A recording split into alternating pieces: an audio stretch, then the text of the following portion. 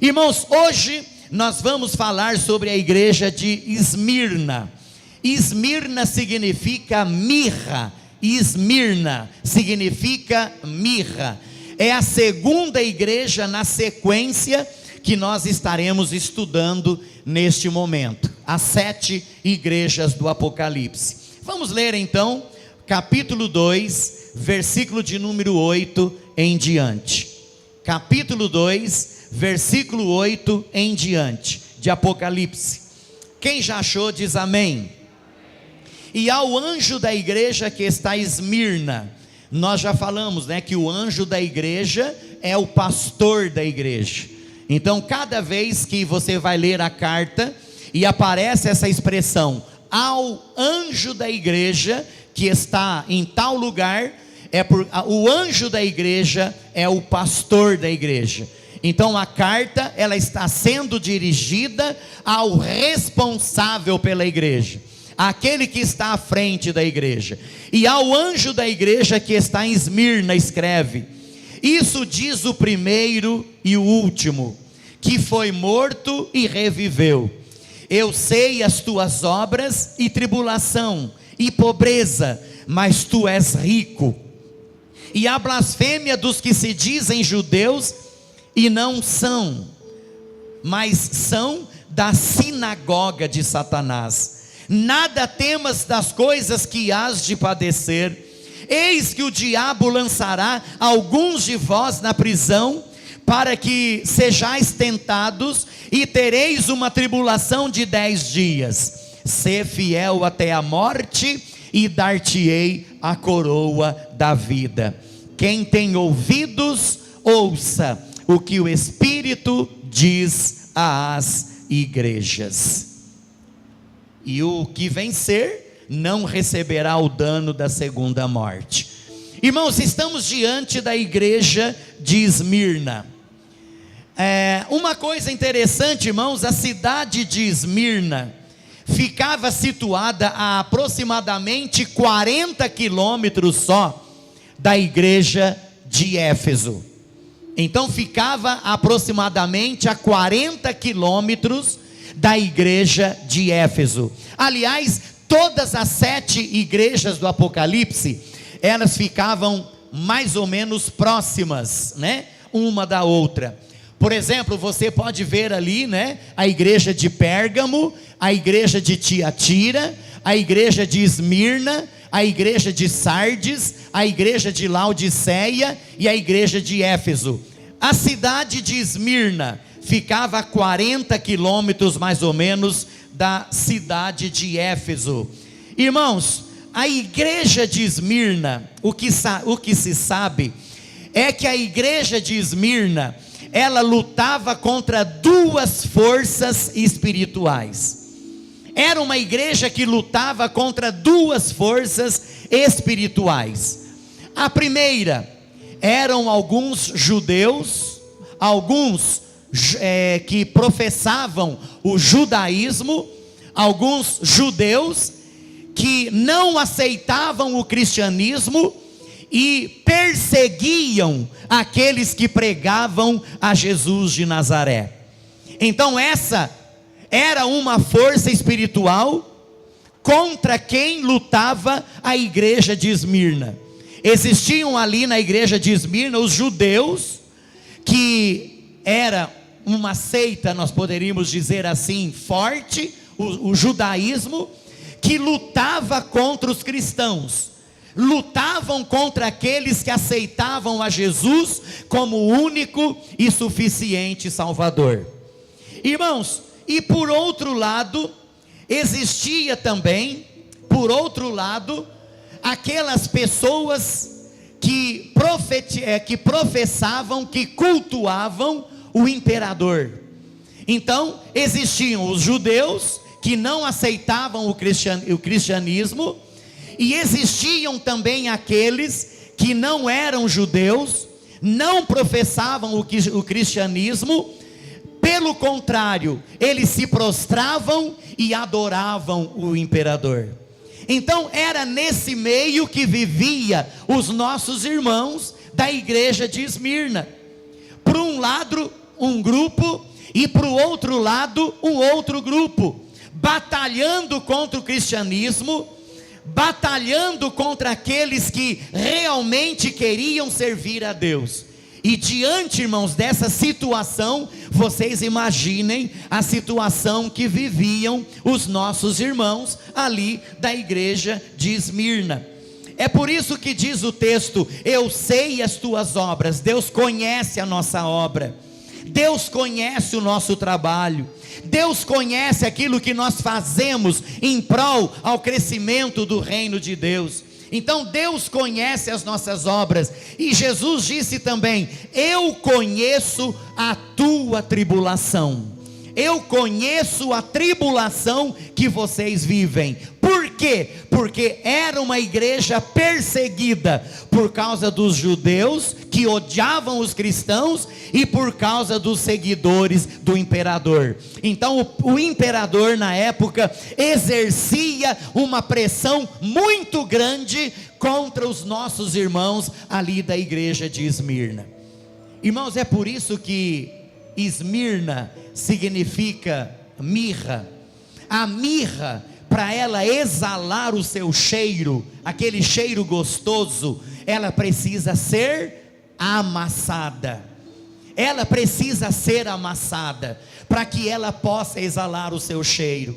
Irmãos, assim era a igreja de Esmirna.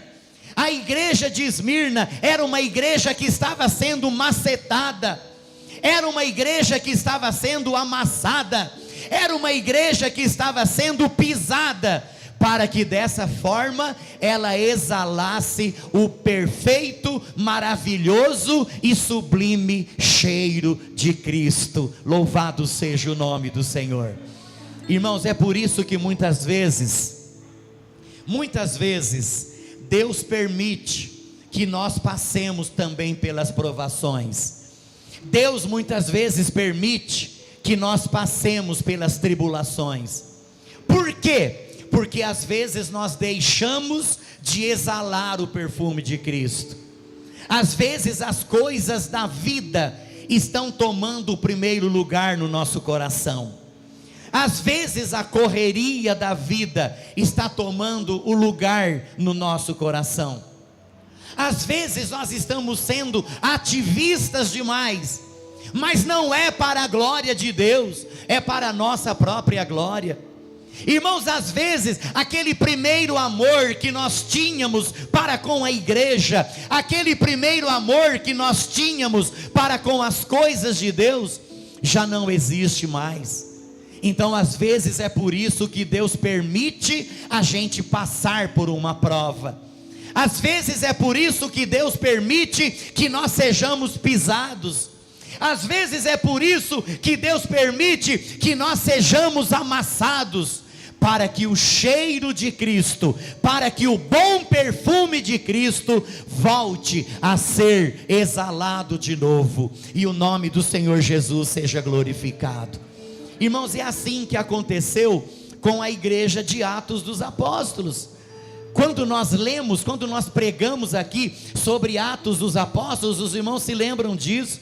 Irmãos, a igreja estava acomodada em Jerusalém, estava tudo bem, estava tudo dando certinho, eles estavam ali acomodados em Jerusalém. De repente Deus permitiu que viesse uma grande perseguição contra a igreja de Jerusalém. Foi aí então que os discípulos começaram a sair de Jerusalém, fugindo da perseguição, e para onde eles iam, eles fundavam uma igreja. Para onde eles iam falando de Jesus e ganhando almas para Jesus. Então, por causa da perseguição, então, às vezes Deus permite a perseguição, porque nós deixamos de exalar o perfume de Cristo. O perfume de Cristo já não está mais sendo sentido pelas pessoas que estão ao nosso redor.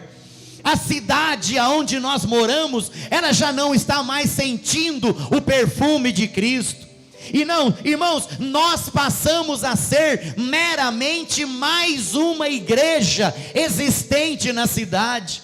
Nós passamos a ser uma igreja que já não faz a diferença na cidade onde nós estamos.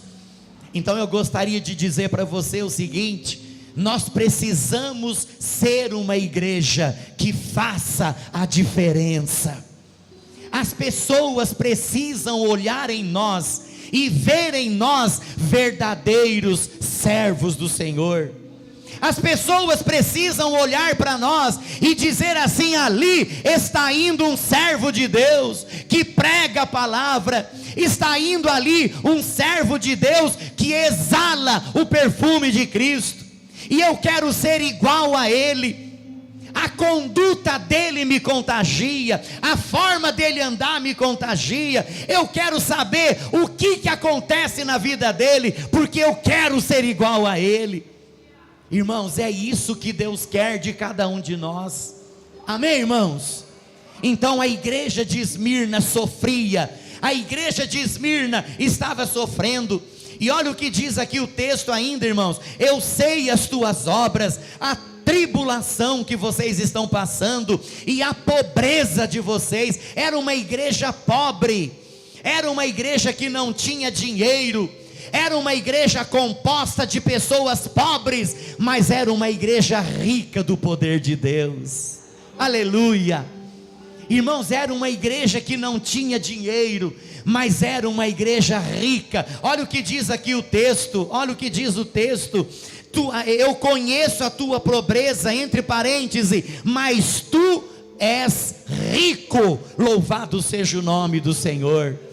Irmãos, muitas vezes nós podemos não ter dinheiro, nós podemos não ser milionários, nós podemos não ser bilionários, mas nós temos o nosso nome escrito no livro da vida, nós temos certeza da nossa salvação. Nós podemos não ser a igreja mais rica da cidade de Assis, mas nós precisamos ser uma igreja que prega a palavra. Nós precisamos ser uma igreja que vive a palavra. Nós precisamos viver uma igreja, nós precisamos ser uma igreja que faça a diferença na nossa cidade e na nossa região. Amém, irmãos? É isso que Deus quer de cada um de nós. E olha, o texto continua: e eu conheço também, eu sei da blasfêmia dos que se dizem judeus e não são, mas são da sinagoga de Satanás. Irmãos amados, esse termo aqui, sinagoga de Satanás, está querendo dizer o que? Sobre aqueles que estavam na igreja, estavam dentro da igreja, mas não eram obedientes a Jesus. Estavam dentro da igreja, ou moravam na cidade de Esmirna, mas faziam a vontade de Satanás. Ô pastor, mas o que é fazer a vontade de Satanás? É desobedecer a Deus, é prostituir, é viver atrás das drogas, falar palavrão muitas vezes, cometer a mentira, é fazer a vontade de Satanás, porque a mentira não é vontade de Deus, a prostituição não é vontade de Deus, a desobediência não é a vontade de Deus, falar mal da vida dos outros não é a vontade de Deus.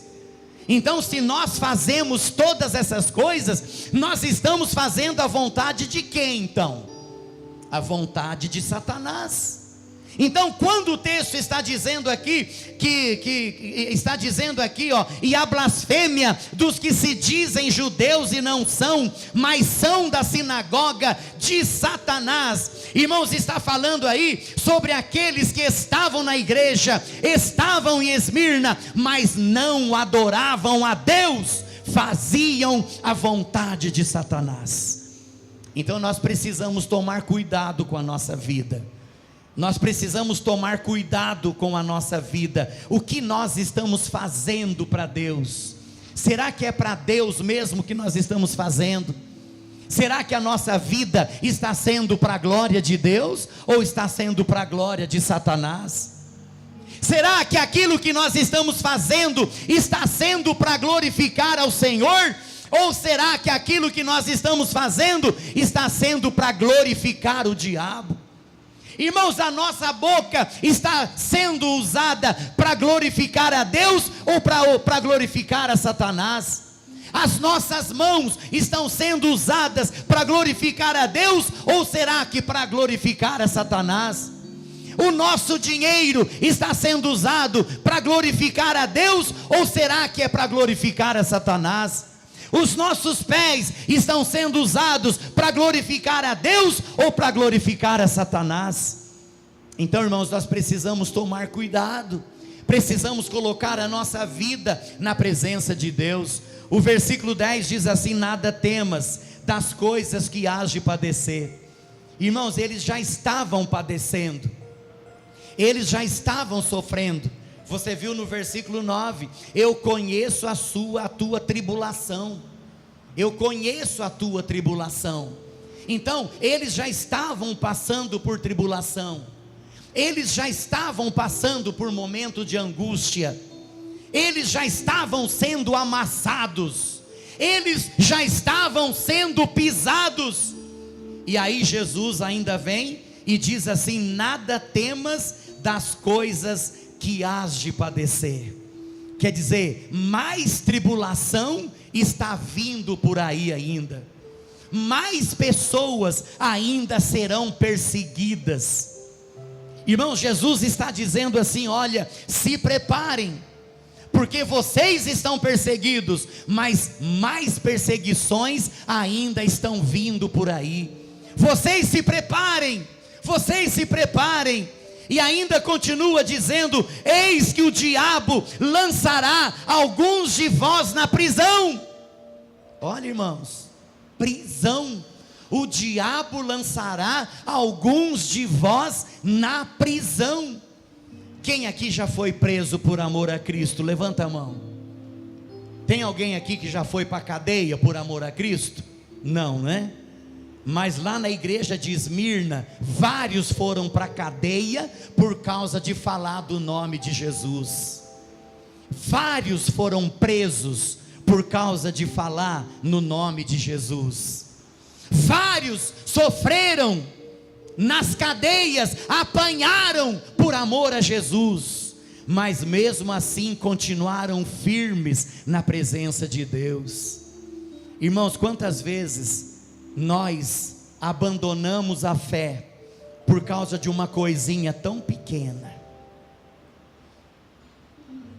Quantas vezes nós abandonamos a fé por uma coisa insignificante, uma coisinha boba, uma coisinha besta, me desculpe a expressão. A pessoa abandona Jesus, às vezes só porque o outro irmão passou por perto, não viu e não cumprimentou, a pessoa já abandona a fé, já não quer saber de igreja mais. Às vezes por causa de um pequeno desentendimento, a pessoa sai da igreja, abandona Jesus. Verdade. Às vezes por causa de uma coisinha que o pastor falou durante a mensagem, a pessoa já abandona a igreja. Às vezes uma coisa, irmãos, infantil, uma coisa insignificante. Irmãos, lá em Esmirna, os irmãos eles iam para a cadeia por amor a Jesus. Eles eram presos por amor a Jesus. Se sai da igreja por causa de uma coisinha pequena, imagina se chegar uma viatura da polícia e dizer: ó, você nega Jesus ou não? Se você negar Jesus, tudo bem, mas se você quiser continuar com Jesus, você vai preso. A primeira resposta que o cara vai dar é: olha, não tenho nada com esse Jesus não, não quero ir preso não. Ué, se abandona Jesus por causa de uma coisa pequena, você acha que vai querer ir preso por amor a Jesus? Vai nada. Se abandona a igreja por causa de um irmão que passou por perto e não cumprimentou, imagina se tiver que ir preso por amor a Jesus. Vai nada. Irmãos, isso aqui é uma lição para nós nesta noite. é uma lição para mim, é uma lição para você que está aqui como servo e como serva de Deus. Irmãos, nós precisamos ser fiéis até a morte, ou seja, até se for preciso morrer por amor a Jesus, nós permanecemos fiéis a esse Jesus maravilhoso. Quantas vezes nós falamos isso só da boca para fora? Irmãos, para falar bem a verdade, tem muita coisa que a gente precisa tomar cuidado, viu? Antes da gente cantar e antes da gente falar.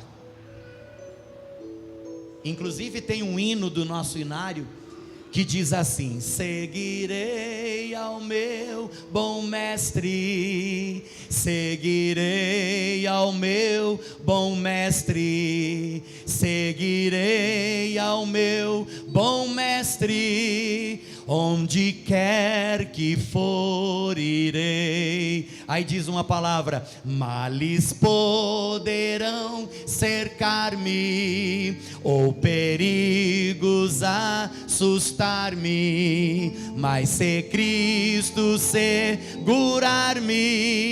onde quer que for irei. Será que a gente vai mesmo? O Jonas continuou ali, né, Jonas? Será que a gente vai mesmo? Será que a gente vai conseguir? Será que a gente vai continuar seguindo Jesus, mesmo que aconteça as coisas contra nós? Mesmo que nós sejamos amassados como a mirra?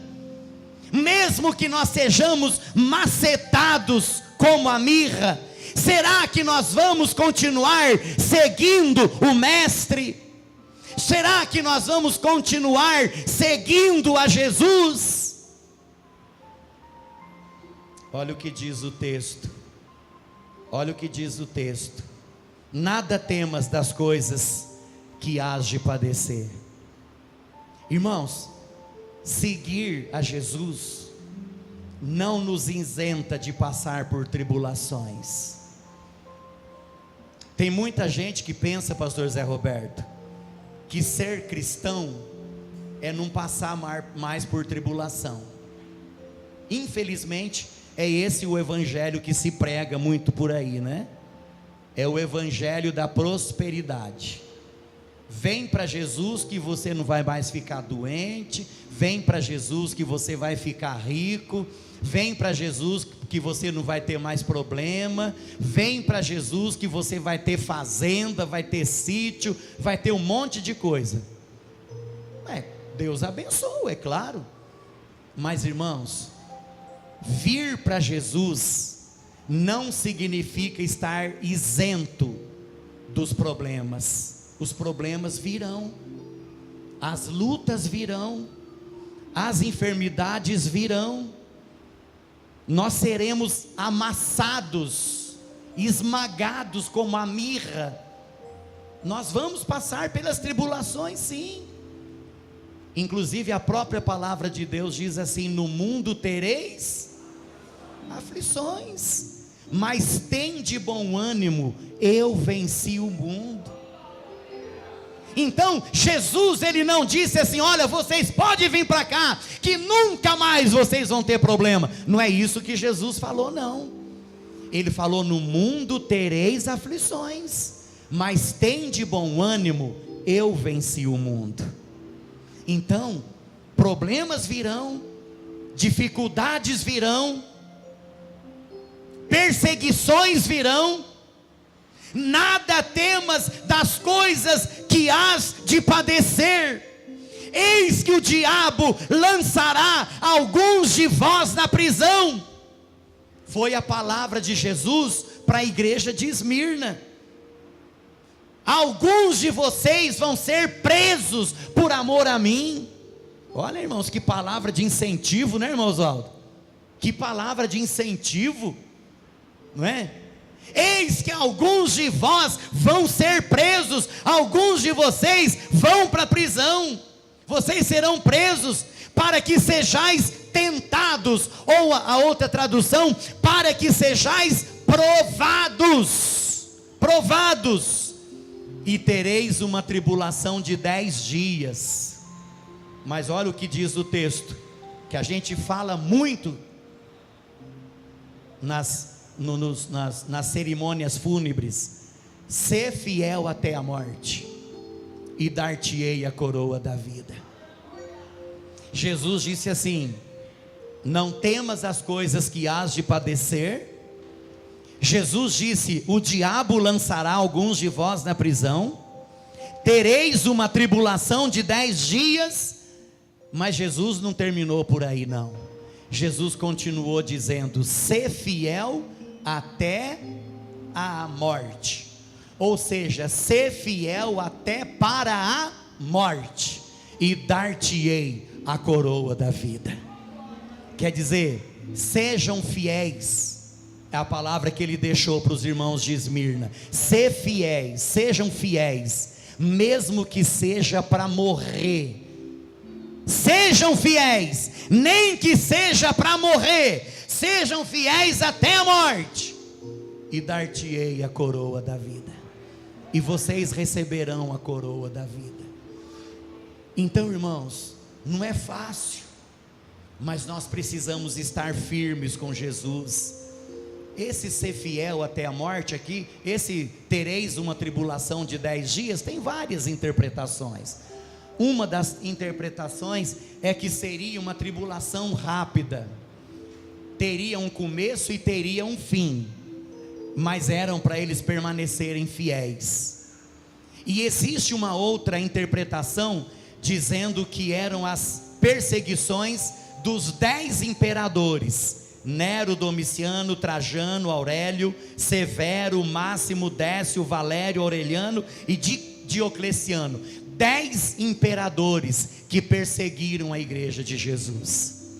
Então, esses 10 dias aí tem duas interpretações. Pode significar as tribulações sofridas durante o reinado desses 10 imperadores, ou realmente uma tribulação que seria passageira, mas que era para eles continuarem fiéis, nem que fosse para morrer por amor a Jesus. Irmãos, e agora indo para a parte final, essa coroa da vida, a cidade de Esmirna era uma cidade que tinha competições atléticas, e o vencedor geralmente ele recebia um troféu. Então por isso que Jesus usou a linguagem aqui do vencedor ganhará a coroa da vida, né? É para que eles entendessem o que era o vencedor. Era aquele que chegasse até o fim, seria coroado. Versículo 11: quem tem ouvidos, quem aqui tem ouvido? Levanta a mão. Tem gente que não tem. Estou vendo um punhado de gente aí que não tem ouvido. Quem tem ouvido aí, levanta a mão. Isso. Quem tem ouvidos, então a palavra está falando com você. Eu também levantei a minha mão, vocês viram, né? Então a palavra está falando conosco.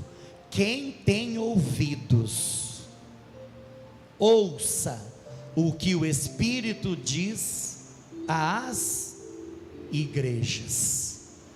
Quem tem ouvidos, ouça o que o Espírito diz às igrejas. O que vencer não receberá o dano da segunda morte. Quer dizer, não vai para o inferno.